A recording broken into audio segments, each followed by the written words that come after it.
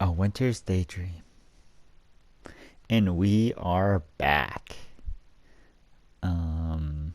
And I think it's gonna be December 29th. As long as it saves my progress. If it didn't, I'll just get there.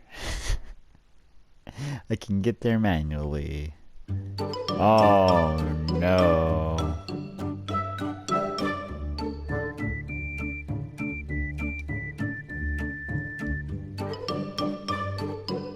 Okay, I'll be back. Oh, right here. December 29th, Friday. A winter's daydream. Breakfast the next morning is an awkward affair. Toko, who's sitting opposite me at the table, barely gives me a second glance. Her entire attention is directed at her miso soup with laser-like intensity. Is she really that upset if I didn't buy her a bikini? Why should I, anyway? Knowing her taste, the scanty strips of fabric tied together with flimsy strings that she cavilled would cost more than a meal capable of feeding a whole family. Besides, I have no real desire to loiter around the women's swimsuit section in any clothes store, especially not for the sake of my sister. I know she wouldn't appreciate it. I didn't go to Tokyo to buy my family gifts. I'm not a tourist. I live there now. It's my home. But this town used to be my home not so long ago. Things really have changed during the last 8 months. Though she is trying her hardest to avoid me, there's something softly nostalgic about this scene. In fact, it's nostalgic precisely because she's avoiding me. I suppose she's foul-tempered is too, just as a part of my daily life. My old life. We used to get on well enough when we were younger, but we haven't for a few years now. I guess get on means like get along. I don't know why. I don't think I ever done anything. Whoa, I've never seen such a word. Egregious? Hold on, I'm looking that up.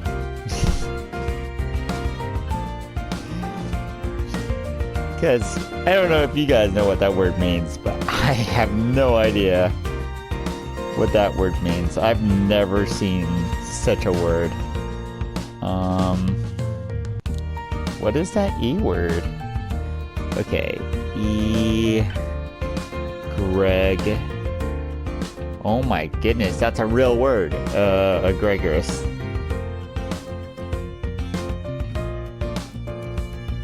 Oh my, wait, what?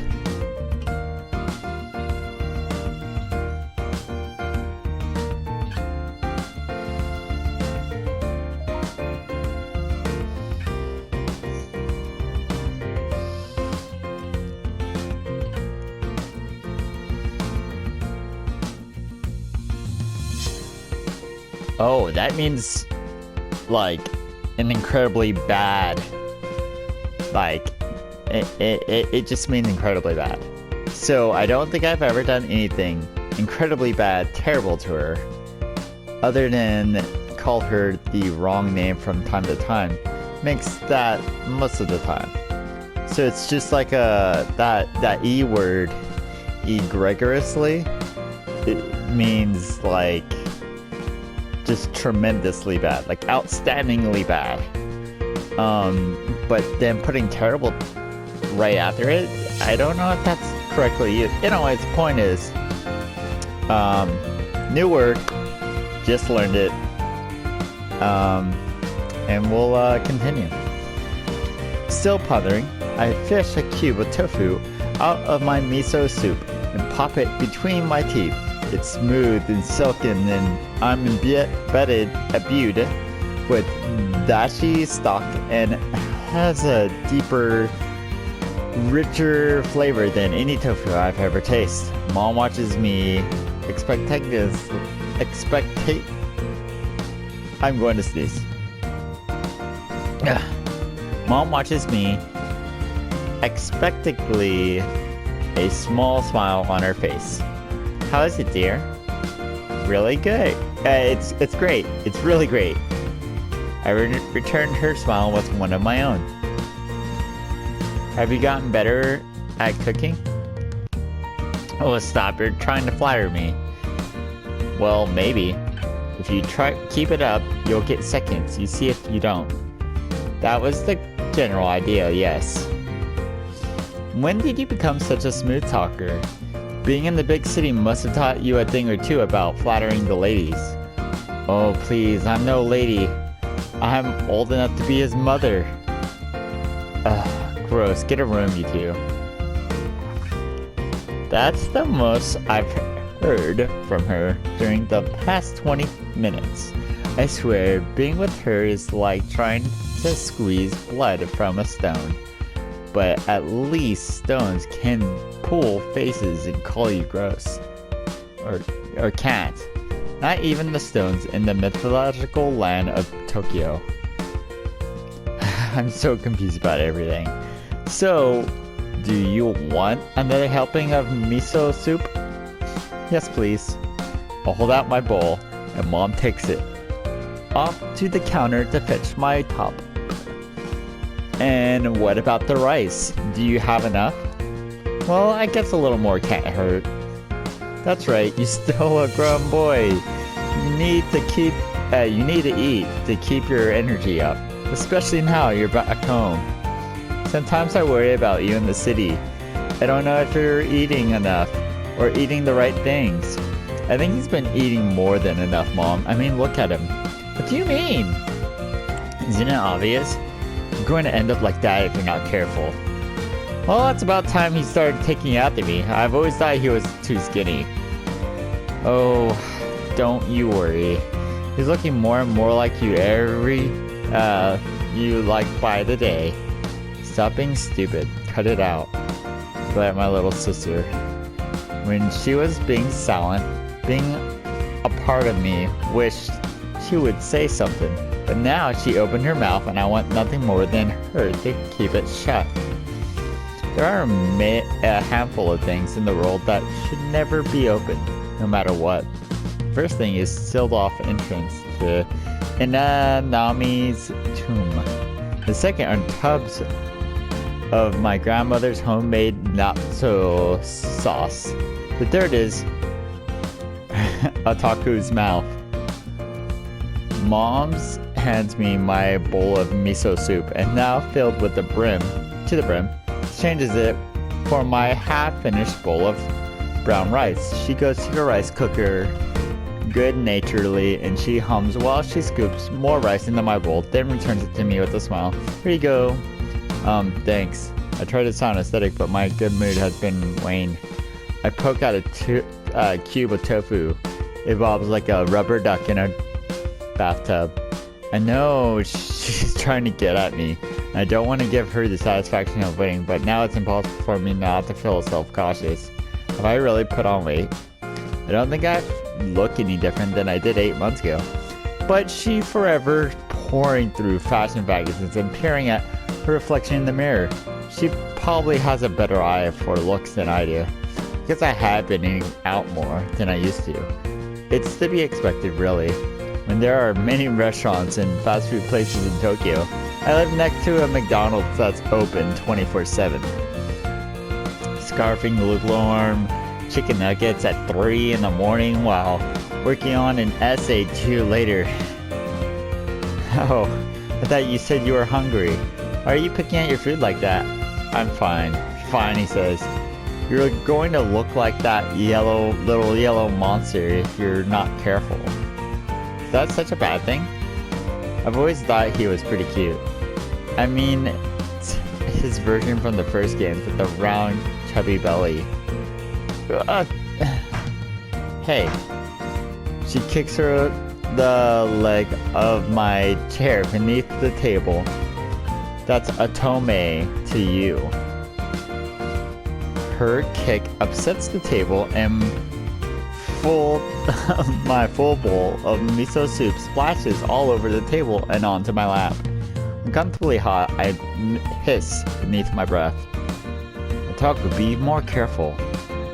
I think you're one of the ones who needs to be more careful. Just look at yourself. Look at you, you're so childish. You need to grow up. I think you've grown up a little too much, dear brother. Or not up, but out. Why you... Now, you two. Try to behave. Please, you're not children anymore. That's right, be nice to your sister. That's right, you. Be nice to your sister. Ugh. I grit my teeth together. Being the oldest sibling, I've always the one who gets in trouble no matter what she does. My parents are soft on her. Dad always wanted a daughter, I think, so they let her get away with a lot. It doesn't hurt that she's so pretty. I want to stamp my feet on the floor and say that this isn't fair, but I know doing that really would make me seem like a child. I'll have to try and bear it, or will I? All of a sudden, I'm hit with a bright idea. You know what? I was thinking about visiting Grandma today.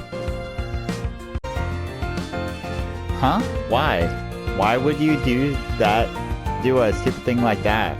To an outsider, her reaction might seem rude, but I think she has a valid point for once. Miko is our parental grandmother and our only grandparent who's still alive. She lives even further out in the sticks than we do. If you can imagine such a thing. Her house is stated in a village far littler than this town, a good 40 minutes away by train. The train chugs along an old semi-abandoned track that's rusted and overgrown with weeds. There are no buildings for miles around, no streets, no houses, just flat, seemingly endlessly expensive field.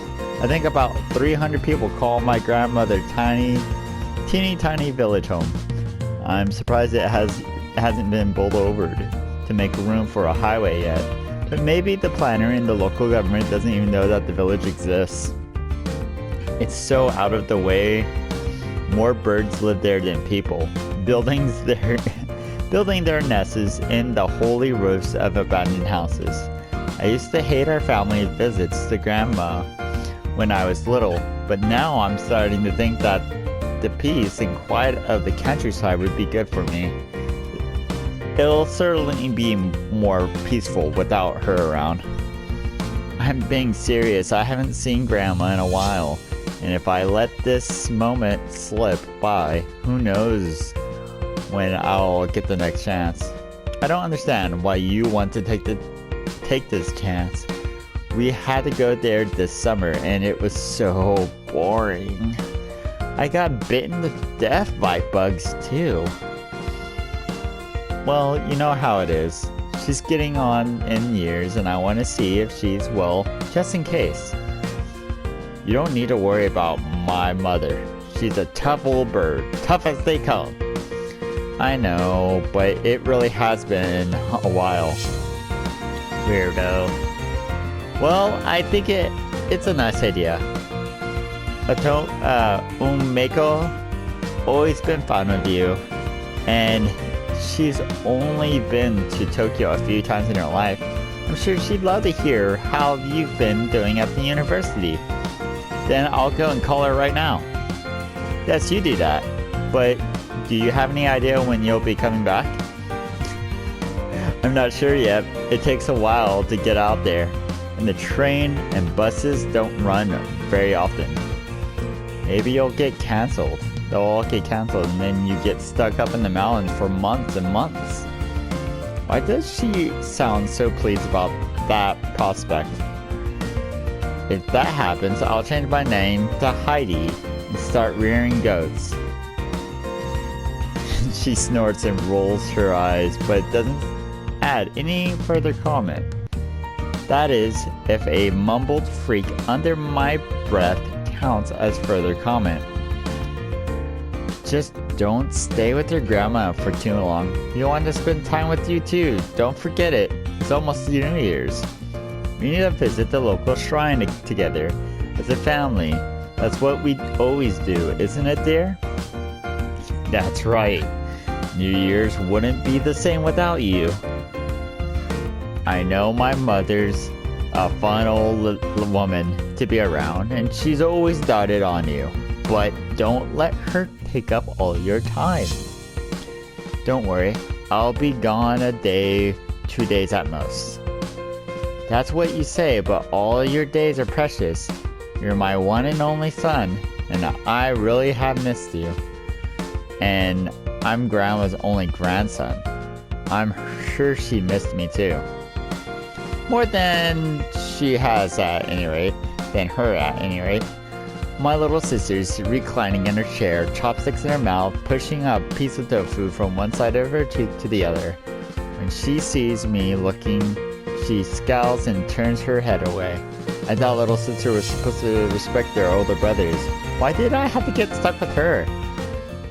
I phoned my grandma after breakfast, and she sounds more than happy to accommodate me for a few days. At least somebody is.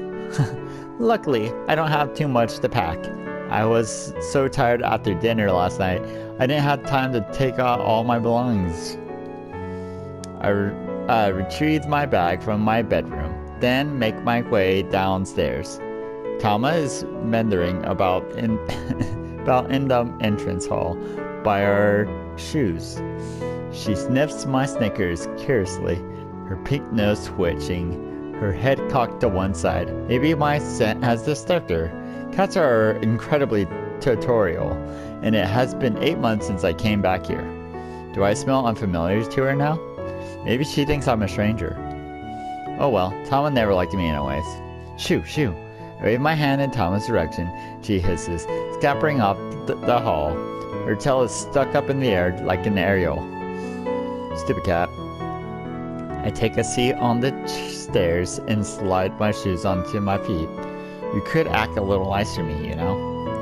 I don't see why she should. You've never nice to her. Oh. I glance upwards, meeting my sister's narrowed eyes. It's you. Geez, and you say Tama has personality problems. You're the one who should be nicer. And why's that? You should be more appreciative that I came to talk to you before you left. Yes, I'm overwhelmed with emotion that such a goddess, such as yourself, designed to materialize before a mere mortal like me.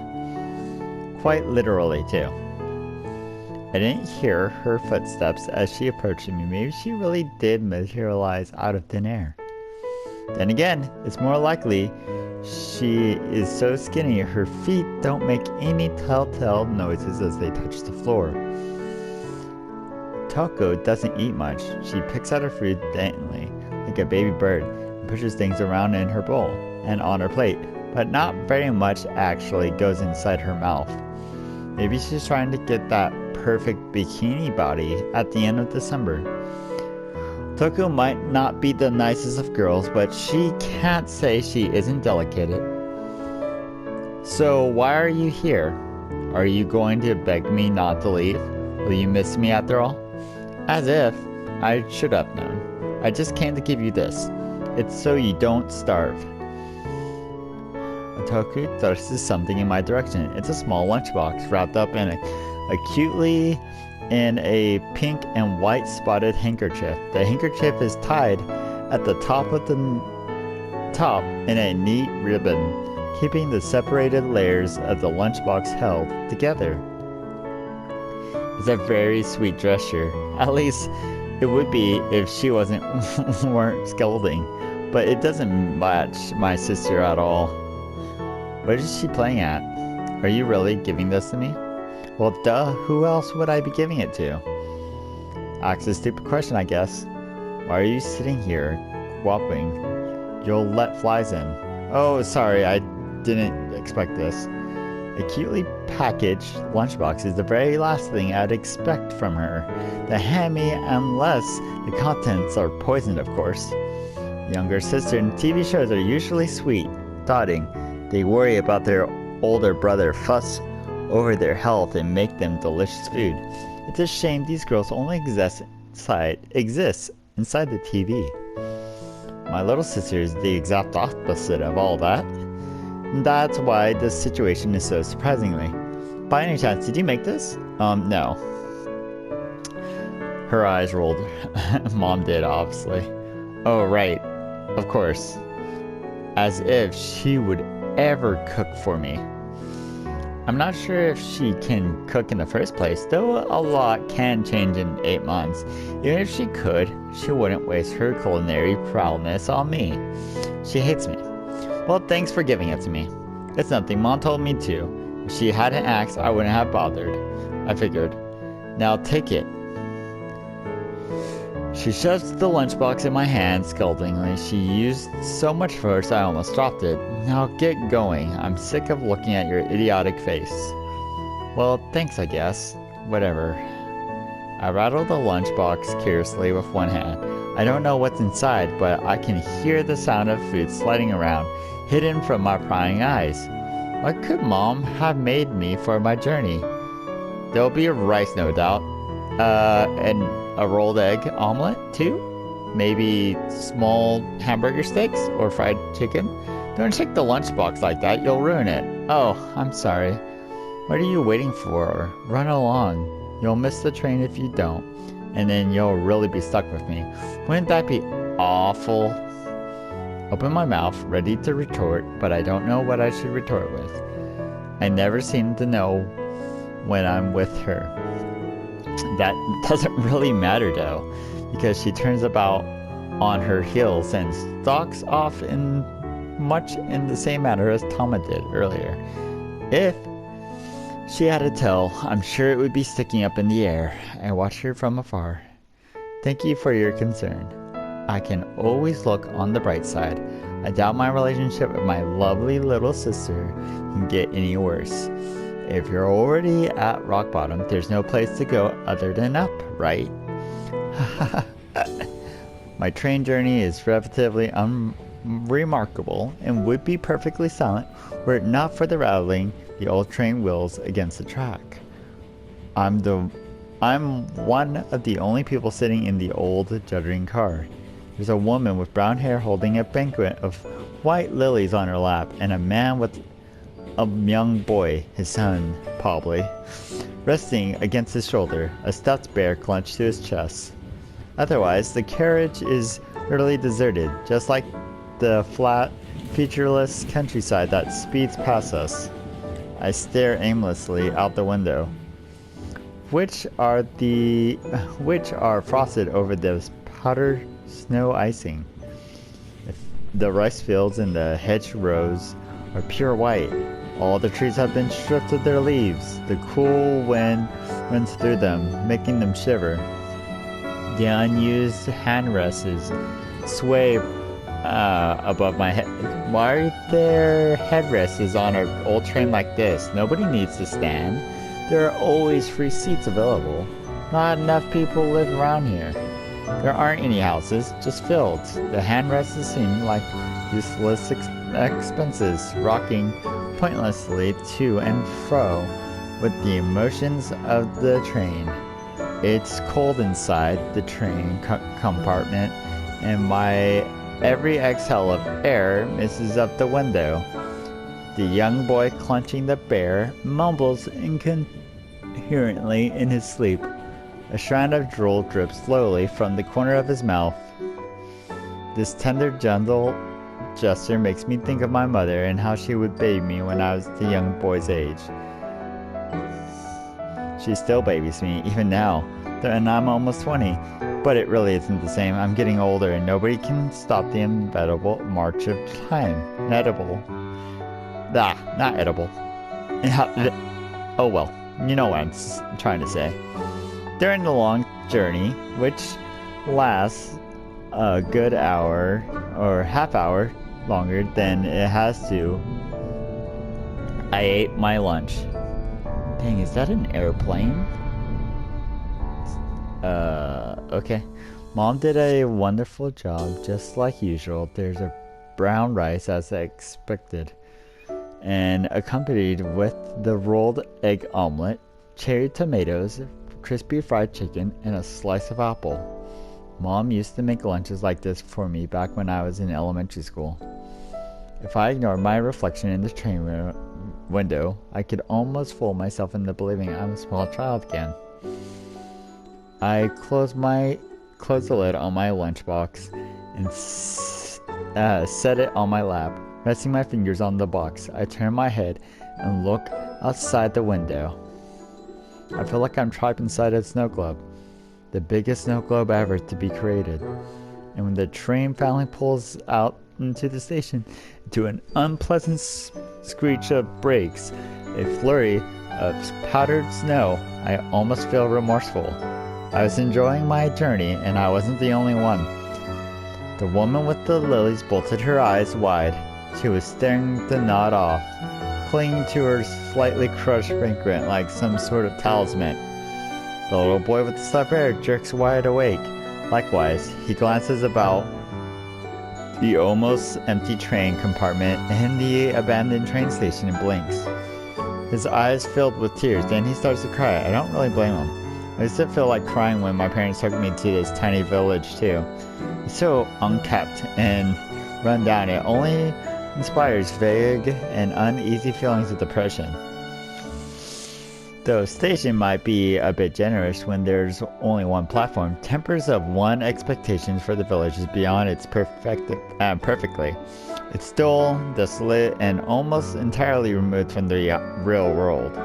All the same, I think I've gained a few newfound appreciation for peace and quiet after living in Tokyo. It's relaxing, even if the young boy's tears aren't. The boy's dad leans over, tempting to console him, but I pay them little heed. I get my feet, pulling my luggage out from the rack above my head. It's time to get going. My grandmother greets me carefully when I arrive at her home. She rattles off all the usual pleasantries while I take off my shoes in the entrance hall. How much she missed me and how happy she is to see me. How I am welcome to stay with her as long as I like. Once my shoes are removed, I line up beside my grandmother's winter boots. She ushers me into the living room. It's not until we are both seated beneath the kotatsu, the heater beneath warming our feet, she says in a faithful line all grandmothers say to their grandchildren they haven't seen in a few months. My, you really have grown. It's as predictable as clockwork. I wonder if there's some sort of script that grandparents operate from. As I ponder this, I look down at myself and frown. Have I really grown taller? Oh yes, definitely. To be honest, I can't see any difference. I think my grandmother's being too optimistic. Either that or she's shrunk during the last few months, which isn't beyond the realm of possibility, actually. Strange things happen to our bodies as we get older. I think I look the same as always. Maybe to you, maybe because you see yourself in the mirror every day. It's hard to notice change when it creeps up on you. It's definitely for me. I don't see you in 8 months and you shoot up like a bean sprout. I think Mom said something like that yesterday too. Then I take her word for it. She has a good eye. Dad didn't seem to notice though. Well, kinda wouldn't. He can't see more than 5 feet past his own face. I don't know if she made the right decision when she married my son. Though, as Kame's mother, I'm glad she did. He needs a woman to help him guide him in his absence. I'm not sure what to add to that. My grandmother is a strange woman. She likes teasing people, particularly my dad. She jokes around so often it's hard to tell when, if ever, she's being serious. She reminds me a little of a fox, actually. She's easily devious. I sometimes wonder how she managed to raise a straightforward man like my father. Anyway, would you like some green tea?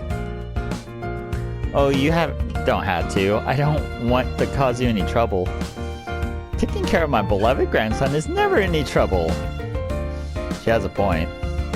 Grandma might be in her 80s, but she's as energetic as a woman half her age. Her spirit is very much alive, but her body betrays her years. Her fingers are long and skinny, her face ingrained with wrinkles, and her eyes would be horribly unfocused without the aid of her glasses. Despite all this, however, my grandmother pulls herself to her feet with a smile, betraying my weakness. No weakness.